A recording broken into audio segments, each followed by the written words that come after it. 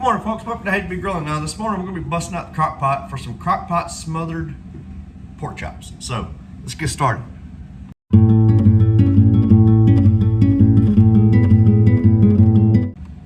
All right, we've got 4 of these little thin, boneless cut pork chops. I say thin, but we're just going to line them in the bottom of our crock pot. All right, next up, we're going to season our pork chops. Use whatever seasoning you want. I'm using Granny Moore's Good Rub. We're just going to season each one of our chops here. Now, I'm not going to flip them over and season them. Just season that top side will be perfect. Next, I'm going to add a can of cream of mushroom soup, followed by a can of cream of chicken, followed by a packet of Lipton's onion soup and dip mix. Just sprinkle it all over.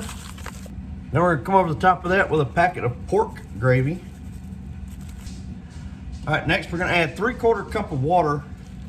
Just pour that in, and once we get the water poured in, we're gonna take a utensil here and just kind of, you're not stirring it all in together, but you kind of want to get all these ingredients kind of blended a little bit. All right, so next, I took about half an onion and cut it down in little onion rings. So we're just gonna kind of scatter these onions along here. There's no set number or how many on this. Just put however many you want. And folks, that's it. We just put the lid on it. We're gonna cook this on a low heat for 10 hours. It'll be ready when we get home for supper. All right, folks, so the pork chops are ready. All right, so I'm gonna start off. I got me a bed of mashed potatoes here. I'm gonna take one of these pork chops. I want to use a good spoon.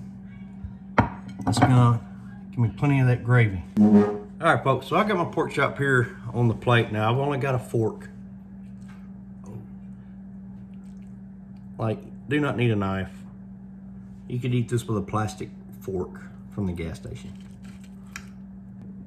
All right, here we go with that all-important taste test.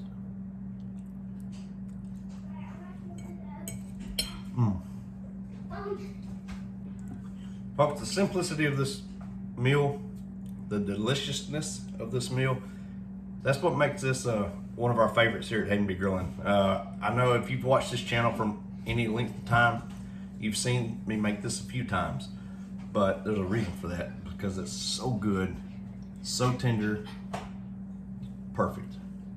Please like, subscribe. We'll see you later.